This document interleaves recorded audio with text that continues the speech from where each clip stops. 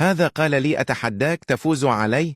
لا أعرف طعم الخسارة، وبالطبع قبلت التحدي. هنا كرة ملعوبة من الأناناس لجواو، ولكن تشيك تصدى لها. تشيك يقذف الكرة للويس ويلعبها مع جيمس بثنائيات.